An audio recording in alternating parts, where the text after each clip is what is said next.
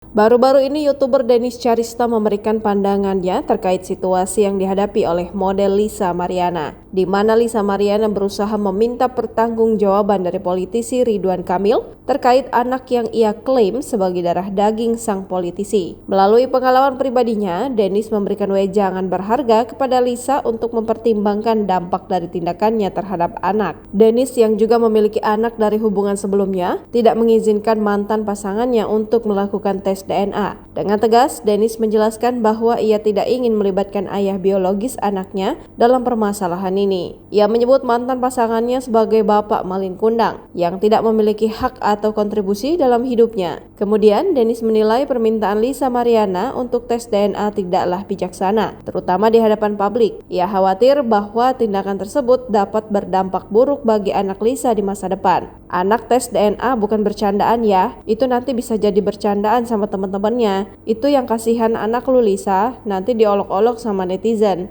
Tambahnya, di akhir komentarnya, Dennis Charista meminta Lisa Mariana untuk tidak menyeret anaknya ke dalam konflik yang terjadi.